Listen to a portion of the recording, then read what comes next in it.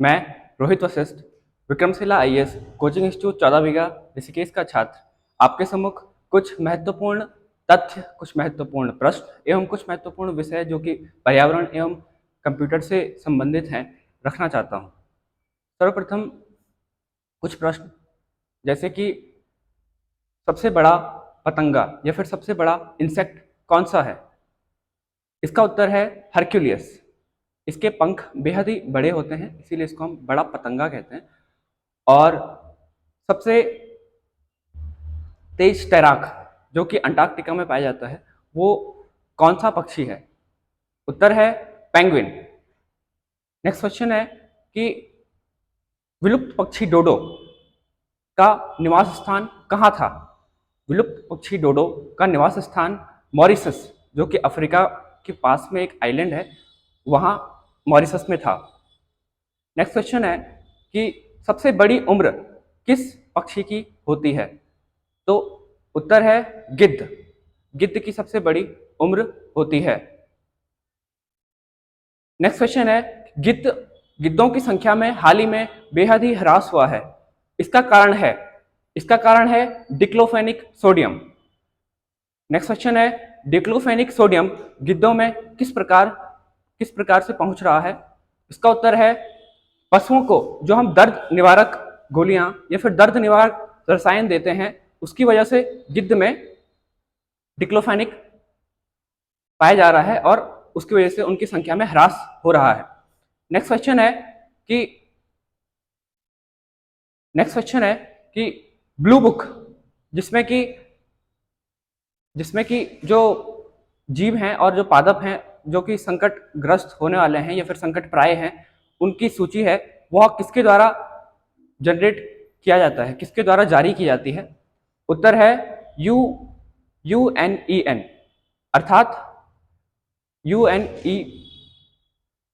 अर्थात United Nations environmental programme. इसका मुख्यालय कहाँ है? UNEP का मुख्यालय कहाँ है? UNEP का मुख्यालय है केन्या के नाइरोबी में, केन्या की कैपिटल नाइरोबी में। नेक्स्ट क्वेश्चन है red data book. Red data book क्या है? रेड डाटा बुक में संकटग्रस्त प्रजातियों, जानवर एवं पादपों की संकटग्रस्त प्रजातियों का विवरण है। नेक्स्ट क्वेश्चन है कि रेड डाटा बुक को कौन जारी करता है? उत्तर है IUCN। IUCN का फुल फॉर्म क्या है? IUCN का फुल फॉर्म है international union for conservation of nature. Next question है कि इसका मुख्यालय कहाँ है? IUCN का मुख्यालय कहाँ है? तो उत्तर है IUCN का मुख्यालय ग्लैंड, जो कि स्विट्जरलैंड में है, वहां है। नेक्स्ट क्वेश्चन है कि ग्रीन बुक क्या है? तो उत्तर है ग्रीन बुक में जो संरक्षित पादप हैं उनकी प्रजातियों का विवरण है। नेक्स्ट क्वेश्चन है कि ग्रीन बुक को जारी कौन करता है? ग्रीन बुक को जारी JSI अर्थात जूलॉजिकल सर्वे ऑफ इंडिया करता है। नेक्स्ट क्वेश्चन है जूलॉजिकल सर्वे ऑफ इंडिया का मुख्यालय कहाँ है? उत्तर है जूलॉजिकल सर्वे ऑफ इंडिया का मुख्यालय कोलकाता, भारत में है। नेक्स्ट क्वेश्चन है कि सबसे छोटी पक्षी कौन सी है? सबसे छोटी पक्षी है हमिंग बर्ड। नेक्स्ट क्वेश्चन है कि सबसे छोटा अंडा किस पक्षी का होता है? तो सबसे बड़ा अंडा तो हम जानते हैं कि शुतुरमुर्ग का होता है और सबसे छोटा अंडा वर्वियन हमिंग बर्ड का होता है। नेक्स्ट क्वेश्चन है कि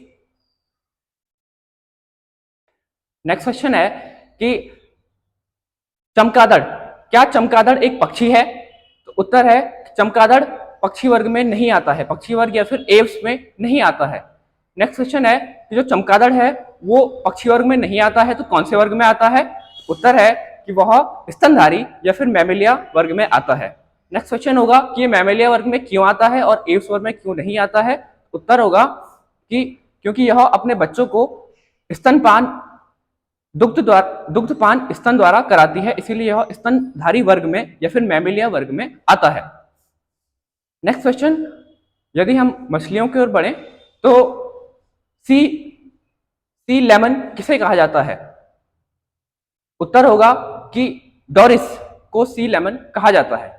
नेक्स्ट क्वेश्चन, सी हेयर या फिर समुद्री खरगोश किसे कहा जाता है? उत्तर होगा एप्लीसिया को सी हेयर कहा जाता है। नेक्स्ट क्वेश्चन है कि सी स्लग किसे कहा जाता है? उत्तर है कि सी स्लग इयोलिस को कहा जाता है। नेक्स्ट क्वेश्चन है कि सी माइस या फिर समुद्री चूहा किसे कहा जाता है? उत्तर है समुद्री चूहा या फिर सी माइस काइटन्स को कहा जाता है। नेक्स्ट क्वेश्चन है कि सी मशैल किसको कहा जाता है? सी मशैल मिटिकस या फिर मिटिलस को कहा जाता है। नेक्स्ट क्वेश्चन है कि सिप्रिया का अन्य नाम क्या है? सिप्रिया का अन्य नाम कॉडीज है। नेक्स्ट क्वेश्चन है कि इंक ग्लैंड किस मछली में पाई जाती है? उत्तर है इंक ग्लैंड सीपिया नामक मछली में पाई जाती है। नेक्स्ट क्वेश्चन है कि सीपिया का अन्य नाम क्या है या फिर कॉमन नेम क्या है? सीपिया का अन्य नाम कैटल फिश है। नेक्स्ट क्वेश्चन है कि जो इंक ग्लैंड है उसका कार्य कटल फिश में क्या है?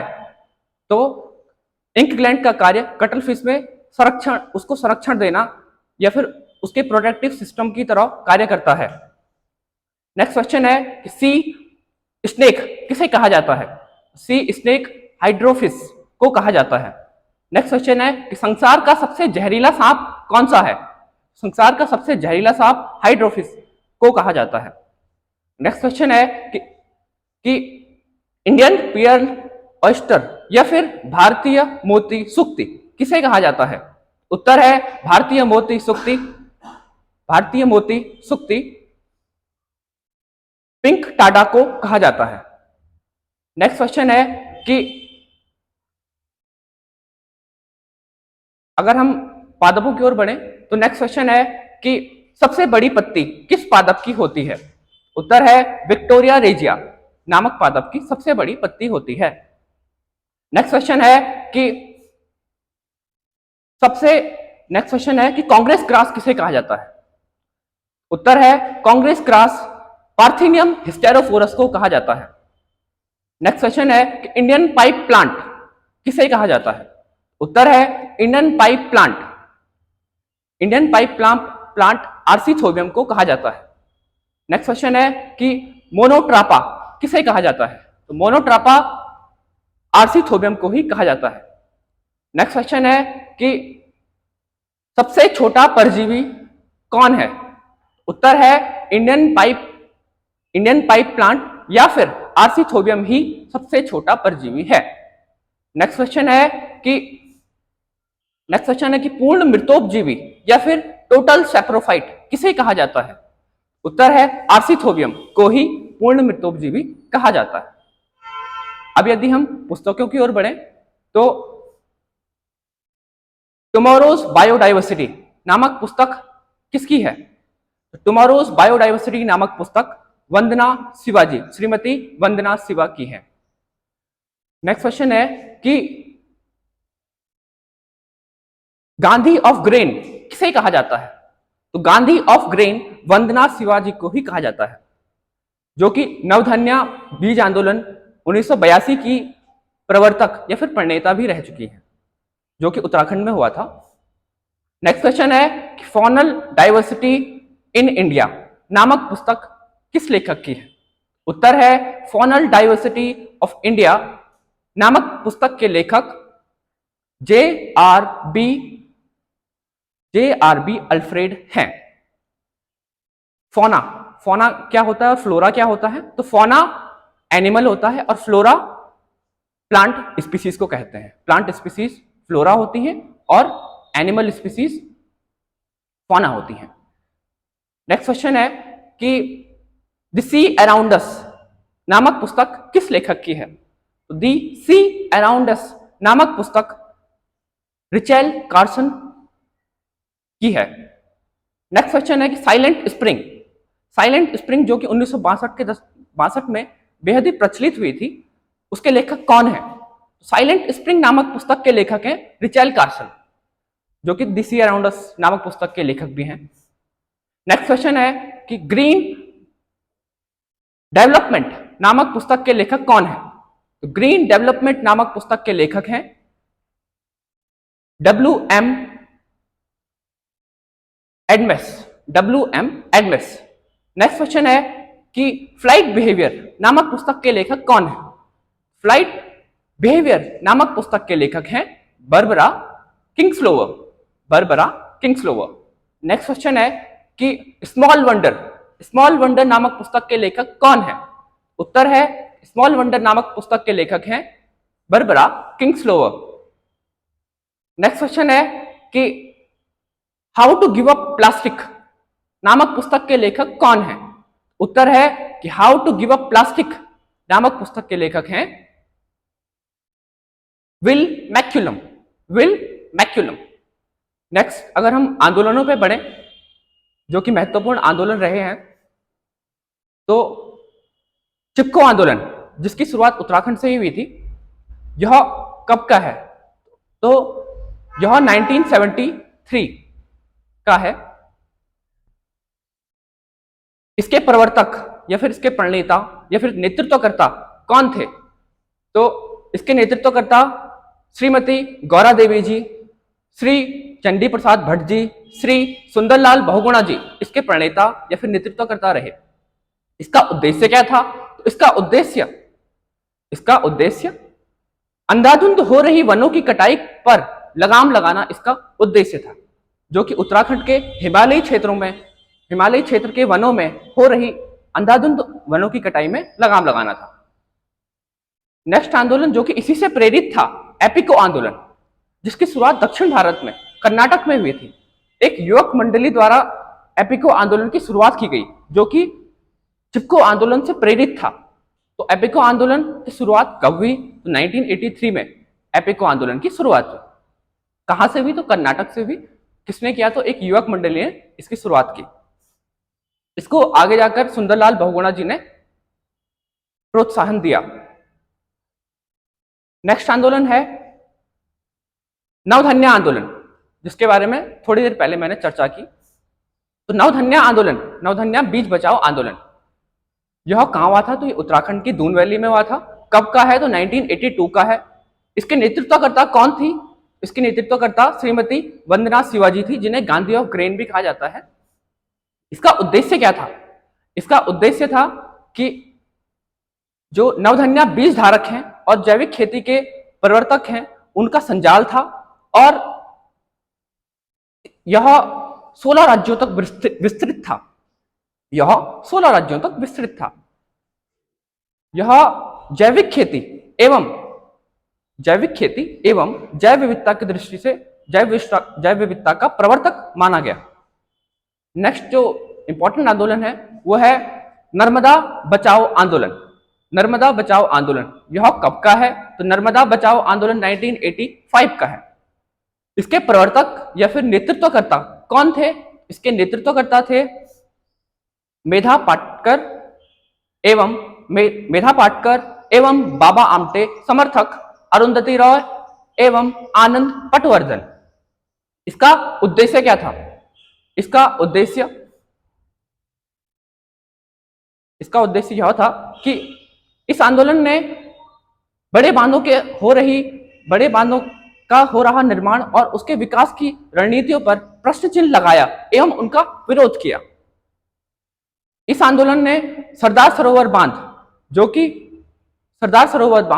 कि मध्य प्रदेश में, और सरदार सरोवर बांध जो कि गुजरात में, और नर्मदा घाटी परियोजना जो कि मध्य प्रदेश में, दोनों का पुरजोर विरोध किया। इसने विघटनकारी विकास की रणनीतियों का विरोध किया। नेक्स्ट जो इंपॉर्टेंट आंदोलन है वो है तरुण भारत संघ आंदोलन। यह कब का है? तो यह भी 1985 का है। कहां हुआ था? तो राजस्थान में हुआ था। इसके नेतृत्वकर्ता कौन थे? इसके नेतृत्वकर्ता श्री राजेंद्र सिंह थे, जिनको कि वाटरमैन ऑफ इंडिया भी कहा जाता है, राजेंद्र सिंह जी को। इसका उद्देश्य क्या था? इसका उद्देश्य राजस्थान में जो कि जल समस्या पैदा हो रही थी उससे निजात पाना या फिर उसका उपाय हल ढूंढना, इसका उद्देश्य था। तो इसने जल के जो पारंपरिक साधन हैं, जल के जो पारंपरिक स्रोत हैं, उनका पुनरुद्धार किया और जल संरक्षण के प्रति जनता में जागरूकता फैलाई। नेक्स्ट जो इंपॉर्टेंट आंदोलन है वो है पश्चिमी घाट बचाओ आंदोलन। पश्चिमी घाट बचाओ आंदोलन, पश्चिमी घाट को हम सह्याद्री भी कहते हैं। पश्चिमी घाट बचाओ आंदोलन यह कहां हुआ था? तो यह गोवा से लेकर, पश्चिमी गोवा से लेकर कन्याकुमारी तक, दक्षिण में कन्याकुमारी तक फैला हुआ था। कब हुआ था? तो 1987 से 88 में यह आंदोलन हुआ था। इसके प्रणेता या फिर इसके नेतृत्वकर्ता कौन थे? तो श्री कैलाश मल्होत्रा जी इसके नेतृत्वकर्ता थे। इसका उद्देश्य क्या था? तो इसका उद्देश्य भी बड़े जो बांध बन रहे थे उनका जो विकास हो रहा था उसका विरोध करना। अब यदि हम आगे बढ़े तो रामसर साइट्स या फिर वेटलैंड्स पे बढ़े, जो कि आर्द्रभूमि, नम भूमि जिसे कहते हैं। इसका नाम रामसर है, रामसर भूमि कहते हैं। क्यों कहते हैं? तो रामसर साइट्स, इसका नाम ईरान में एक रामसर नामक शहर है, वहां से पड़ा है। इसके प्रति जो पहली जागरूकता या फिर जागरूक सम्मेलन हुआ जिसने वेटलैंड्स के प्रति जागरूकता फैलाई, वो सम्मेलन ईरान के रामसर नामक शहर में हुआ था 1971 में, 2 फरवरी 1971 में। इसीलिए इसका नाम रामसर पड़ा। और इस सम्मेलन में इसकी महत्वता को समझते हुए इसमें कई देश शामिल हुए और आज भारत भी इसमें सम्मिलित है। भारत 1 फरवरी 1982 में इसमें सम्मिलित हुआ था। रामसर साइट्स जो कि वेटलैंड्स हैं या फिर आर्द्रभूमि हैं, तो वेटलैंड्स किसे कहा जाता है? तो वेटलैंड्स वो भूमियां जिनमें कि विशिष्ट मौसम में या फिर किसी भी मौसम में पानी बना ही रहता है या फिर जल का जमाव बना रहता है, ऐसी भूमियों को आर्द्रभूमि कहा जाता है, या फिर नम भूमि, या फिर वेटलैंड्स, या फिर रामसर भूमि कहा जाता है। रामसर भूमि का महत्व जैव विविधता की दृष्टि से बेहद महत्वपूर्ण है और यह जलवायु परिवर्तन की नियामक भी साबित हुई है। वेटलैंड्स कहां पाई जाती है दुनिया में सबसे ज्यादा? तो wetlands great Britain, northern Ireland और यूके या फिर यूनाइटेड किंगडम में पाई जाती है सबसे अधिक। सेकंड मैक्सिमम में पाई जाती हैं। भारत में अभी तक 80 वेटलैंड्स शामिल हुई हैं, इस सूची में शामिल हुए हैं, रामसर की सूची में, जिसमें से सबसे अधिक वेटलैंड्स तमिलनाडु में मिलती हैं, 16 वेटलैंड्स। उसके पश्चात सबसे बड़ी वेटलैंड भारत में कौन सी है जिसका कि क्षेत्रफल सबसे अधिक है? उत्तर है कि सुंदरवन वेटलैंड, जो कि पश्चिम बंगाल में है। उसका क्षेत्रफल 4230 वर्ग किलोमीटर या फिर 4320 वर्ग किलोमीटर है। यह पश्चिम बंगाल में है। सबसे छोटी वेटलैंड कौन सी है भारत में? भारत की सबसे छोटी वेटलैंड हिमाचल प्रदेश में रेणुका वेटलैंड है, जिसका क्षेत्रफल 0.2 वर्ग किलोमीटर है। नेक्स्ट, कि भारत का जो क्षेत्रफल है वह है 32,87,263 वर्ग किलोमीटर। इसका कितना भाग वेटलैंड्स है? तो इसका 4.86% भाग वेटलैंड्स है या फिर अभी तक घोषित हो चुका है। वेटलैंड्स का जो दिवस है वो अभी 2 फरवरी को मनाया जाता है। यह कब से मनाया जाता है? तो 1997 से 2 फरवरी को विश्व वेटलैंड दिवस या फिर विश्व आर्द्रभूमि दिवस मनाया जाता है। वेटलैंड्स का अगर उदाहरण देखें, वेटलैंड्स जो कि इसी वर्ष वेटलैंड्स सूची में शामिल हुई हैं वो 5 हैं। 5 कौन कौन सी हैं? तो तमिलनाडु में 2 जो कि कराईवेट्टी पक्षी अभयारण्य एवं लॉन्गवुड शोला रिजर्व 1 वेटलैंड है। कर्नाटक में 3 वेटलैंड जो कि इसी वर्ष इस सूची में शामिल हुई हैं, वो हैं अंक समुद्रम पक्षी अभयारण्य वेटलैंड, अघनासिनी मोहाना वेटलैंड एवं मगदी केरे रिजर्व 1 वेटलैंड। यदि हम वेटलैंड्स की विशेषता देखें तो वेटलैंड इतनी आवश्यक क्यों है? क्योंकि वेटलैंड्स जातिगत विविधता की दृष्टि से बेहद ही महत्वपूर्ण है। वेटलैंड्स जातिगत विविधता की दृष्टि से बेहद ही महत्वपूर्ण है। सेकंड, जो कि इनका ग्रीन हाउस गैसों को यह कम से कम उत्सर्जित करती हैं एवं कार्बन को इसकी जो जब्त करने की शक्ति है वो बेहद ही लाभदायक है पर्यावरण की दृष्टि से। थर्ड, यह भारत की पारंपरिक एवं सांस्कृतिक दृष्टि से भी बेहद महत्वपूर्ण है। जैसे कि मणिपुर की लोकटक झील जो है उसे वहां की लोक भाषा में इमा कहा जाता है। इमा अर्थात मां के समान पूजनीय। और पूर्वी भारत में छठ नामक त्योहार जो कि जिसमें जल का विशेष महत्व होता है वह भी आर्द्र भूमियों की विशेषता को सांस्कृतिक रूप से दर्शाता है, भारत की संस्कृति में दर्शाता है। एवं पर्यटन की दृष्टि से भी आर्द्र भूमियां बेहद आवश्यक होती हैं।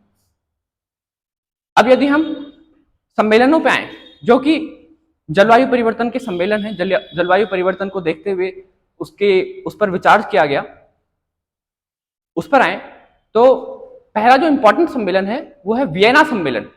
वियना सम्मेलन कहाँ हुआ था? तो ऑस्ट्रिया की राजधानी है वियना, वहां हुआ था। यह कब हुआ था? तो ये 1982 का है। और वियना सम्मेलन, इसका मुख्य उद्देश्य क्या था? इसका मुख्य उद्देश्य ओजोन परत में जो क्षय हो रहा था उस पर विचार करना। तो इसका जो नाम था वो इसका जो टाइटल था वो भी यही था कि Vienna convention for the protection of ozone layer. Next जो इंपॉर्टेंट सम्मेलन है वह है मॉन्ट्रियल प्रोटोकॉल। मॉन्ट्रियल प्रोटोकॉल कहां हुआ था? तो मॉन्ट्रियल प्रोटोकॉल कनाडा के मॉन्ट्रियल शहर में हुआ था। इसका उद्देश्य क्या हुआ या फिर इसका परिणाम क्या निकले? तो इसमें CFC क्लोरोफ्लोरोकार्बन गैसों के इस्तेमाल को या फिर प्रयोग को कम से कम करने पर चर्चा हुई, क्योंकि यह ओजोन परत को क्षय या फिर ओजोन परत को हानि पहुंचा रही थी। इस पर समय समय पर समझौते हुए हाल ही में इस पर जो समझौता हुआ वो है किगाली समझौता। 2016 में यह समझौता हुआ, किगाली समझौता। किगाली कहां है? तो किगाली रवांडा की कैपिटल किगाली है, जो कि अफ्रीका में एक देश है रवांडा। किगाली समझौते का मुख्य बिंदु क्या था? किगाली समझौते में CFC को रिप्लेस करके HFC हाइड्रोफ्लोरोकार्बन की मात्रा को कम करने पर बात हुई। नेक्स्ट जो इंपॉर्टेंट सम्मेलन है वो है विश्व पृथ्वी सम्मेलन। विश्व पृथ्वी सम्मेलन कब हुआ था? 1992 में हुआ था। विश्व पृथ्वी सम्मेलन कहां हुआ था? तो ब्राजील के रियो डी जेनेरो नामक शहर में हुआ था। इसमें विश्व पृथ्वी सम्मेलन में का मुख्य दस्तावेज क्या था? इसका मुख्य दस्तावेज क्या निकला? इसका मुख्य दस्तावेज निकला UNFCCC United nation framework convention for climate change. UNFCCC यह अभी तक का अंतरराष्ट्रीय एक बेहद ही महत्वपूर्ण दस्तावेज रहा है पर्यावरण की दृष्टि से। इसके 26 अनुच्छेद थे। 26 अनुच्छेदों में जो दूसरा अनुच्छेद था वह बात करता है कि ग्रीन हाउस गैसों का इस्तेमाल या फिर प्रयोग कम से कम या फिर उसका उत्सर्जन कम से कम हो। इसका अनुच्छेद 3 का क्लॉज 1 कहता है कि कॉमन बट डिफरेंशिएटेड रिस्पॉन्सिबिलिटी, अर्थात जो विकसित देश हैं वह जलवायु परिवर्तन के लिए विकासशील देशों से अधिक जिम्मेदार हैं। इसके बाद जो इंपॉर्टेंट सम्मेलन है वो है इसी के 20 वर्ष बाद रियो डी जेनेरो में ही हुआ सम्मेलन, रियो डी जेनेरो +20 सम्मेलन। यह इसी की याद में सम्मेलन हुआ था और इसके दो प्रमुख थीम थी। इसकी दो प्रमुख थीम कौन सी थी? तो पहली थीम थी ग्रीन इकोनॉमी या फिर हरित अर्थव्यवस्था। एवं गरीबी दूर करने के उपाय। इसकी दूसरी थीम थी सतत विकास, सतत और अंतरराष्ट्रीय विकास में सतत और पर्यावरण में अंतरराष्ट्रीय विकास की साझेदारी। नेक्स्ट इंपॉर्टेंट आंदोलन है वो है पेरिस सम्मेलन। पेरिस सम्मेलन कब हुआ था? तो ये हुआ था 2015 में। पेरिस सम्मेलन, पेरिस कहाँ है? तो फ्रांस की राजधानी पेरिस है। और पेरिस सम्मेलन, इसमें इसका भारत की दृष्टि से बेहद ही महत्वपूर्ण योगदान है, बहुत महत्वपूर्ण है भारत के लिए। इसमें आईएनएसए और आईएनएसपीए, इसमें आईएनएसए और आईएनएसपीए दो महत्वपूर्ण टर्म इसमें आते हैं। आईएनएसए या फिर इंटरनेशनल सोलर अलायंस, या फिर INSPA international solar policy, international agency for solar policy. इसमें भारत सहित जो भी मकर रेखा या फिर कर्क रेखा से होकर जो भी देश गुजरते हैं वो सब सम्मिलित हैं। इसका उद्देश्य क्या था आईएनएसए बनाने का या फिर आईएनएसपीए बनाने का? आईएनएसए या फिर आईएनएसपीए गठबंधन या फिर अलायंस बनाने का उद्देश्य क्या था कि 2030 तक जो ऊर्जा की आवश्यकता है उसको सोलर ऊर्जा द्वारा या फिर सौर ऊर्जा द्वारा पूरा किया जाए, जिससे कि जो पर्यावरण है उसको क्षति ना पहुंचे, उसको कम से कम क्षति पहुंचे। तो यह पेरिस समझौते में भारत के लिए बहुत इंपॉर्टेंट था आईएनएसए। अब यदि हम कंप्यूटर की ओर बढ़े तो कंप्यूटर का जो मात्रक होता है, कंप्यूटर के शब्द लंबाई जो होती है उसका मात्रक क्या होता है, उसको हम किस में मापते हैं? उसका मात्रक है बिट। कंप्यूटर की मेमोरी का मात्रक क्या होता है? कंप्यूटर की मेमोरी का मात्रक होता है बाइट।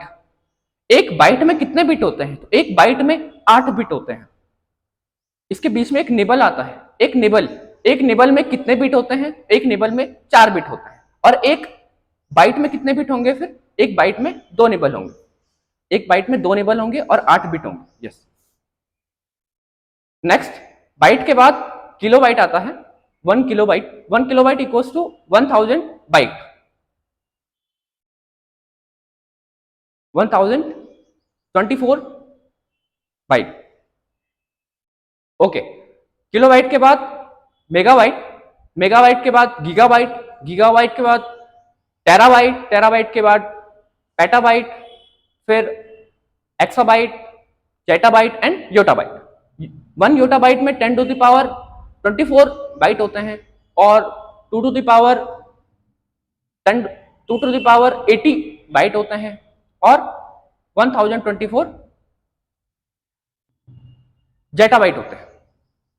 अब यदि हम आगे बढ़े कंप्यूटर में तो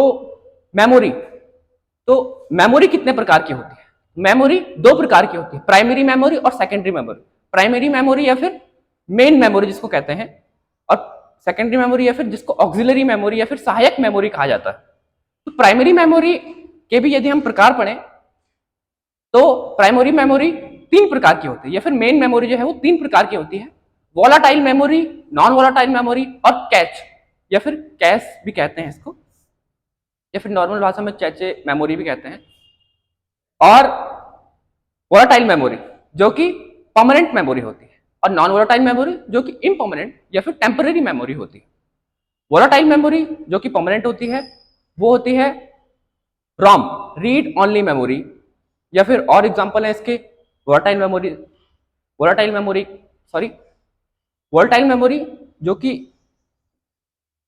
टेम्पररी होती है, और जो वोलाटाइल मेमोरी होती है वो टेम्पररी होती है, जो नॉन वोलाटाइल मेमोरी होती है वो परमानेंट होती है। तो नॉन वोलाटाइल मेमोरी के एग्जांपल जो है वो है रीड ओनली मेमोरी या फिर रॉम, और ई रॉम और प्रॉम।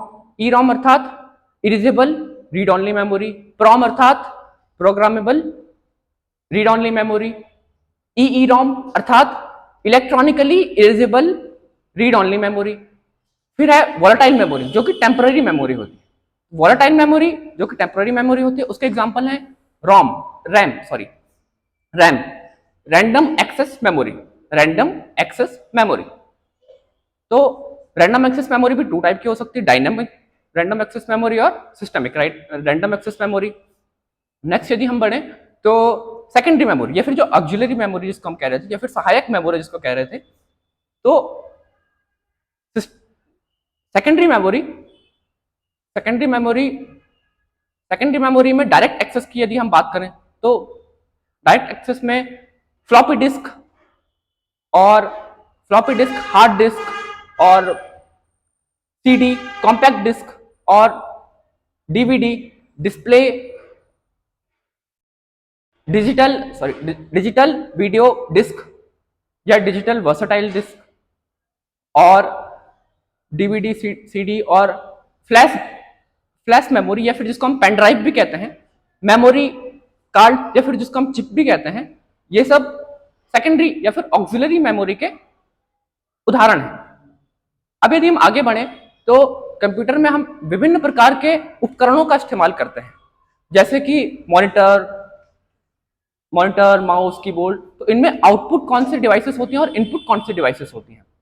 तो इनपुट डिवाइसेस वो डिवाइसेस होती हैं, वो इलेक्ट्रोमैकेनिकल डिवाइसेस होती हैं जो कि किसी भी डाटा या अनुदेश जो कि मानवीय भाषा में उसमें दिया जाता है, उसको बाइनरी लैंग्वेज या फिर मशीनी भाषा या फिर कंप्यूटर की भाषा में परिवर्तित करती हैं, वो इनपुट डिवाइसेस होती हैं। आउटपुट डिवाइसेस कौन सी होती हैं? तो जो डाटा और अनुदेश उन्हें दिया जाता है जो कि कंप्यूटर की भाषा में होता है, वह उसे मानवीय भाषा में परिवर्तित करती है। कौन? Output devices. इनपुट डिवाइसेस का एग्जांपल जैसे कि माइक, जो कि मानवीय भाषा को कंप्यूटर की भाषा में या फिर बाइनरी लैंग्वेज में कन्वर्ट कर रहा है। जो स्पीकर है वह बाइनरी लैंग्वेज को हमारे सुनने योग्य अर्थात मानवीय भाषा में परिवर्तित कर रहा है। तो स्पीकर आउटपुट डिवाइस है और जो माइक है वो इनपुट डिवाइस है। ऐसे ही मॉनिटर और टच स्क्रीन को हम साथ में पढ़ सकते हैं। जो टच स्क्रीन होती है वह इनपुट डिवाइस है और जो मॉनिटर है वो आउटपुट डिवाइस है, क्योंकि वह बाइनरी लैंग्वेज को मानव देखने योग्य या फिर मानवीय भाषा में परिवर्तित कर रहा है। ऐसे ही हम स्कैनर और प्रिंटर को हम साथ में देख सकते हैं। जो स्कैनर होता है वो इनपुट डिवाइस होता है और जो प्रिंटर होता है वो आउटपुट डिवाइस होता है। अब यदि हम इनका वर्गीकरण या फिर इनका क्लासिफिकेशन देखें तो इनपुट डिवाइसेस जो होती हैं वो 2 प्रकार की होती है, मुख्यतः 2 प्रकार की होती हैं। इनपुट डिवाइसेस 2 प्रकार की होती हैं, जो कि पहला है human data entry source device input devices और सेकंड है source data entry input devices. तो ह्यूमन डेटा एंट्री डिवाइसेस कौन सी हैं? ह्यूमन डेटा एंट्री डिवाइसेस 3 प्रकार की होती हैं। पहला है कीबोर्ड, दूसरा है पॉइंट या फिर ड्रॉ इनपुट डिवाइसेस और तीसरा है जो कि पिक डिवाइसेस है, जिनको हम पिक कर सकते हैं। तो कीबोर्ड है और point and draw input devices कौन सी हैं? तो वो है माउस, जॉयस्टिक, ट्रैक बॉल। ये किसके एग्जांपल्स हैं? ये एग्जांपल्स हैं point and draw input devices के। नेक्स्ट जो था human data entry input devices में वो था उसके एग्जांपल्स वो था कि पिक डिवाइसेस, जिनको हम पिक कर सकते हैं। तो वो था लाइट पेन हो सकता है या फिर टच स्क्रीन हो सकता है। नेक्स्ट यदि हम देखें source data entry input devices, उसमें उसके भी 3 प्रकार हैं, audio input devices, video input devices और optical input devices. Audio input devices में क्या आता है? स्पीच रिकॉग्निशन आ सकता है, माइक आ सकता है। वीडियो इनपुट डिवाइसेस में क्या आता है? तो डिजिटल कैमरा आता है, वीडियो कैमरा आता है। ऑप्टिकल इनपुट डिवाइसेस में क्या आता है? Optical input devices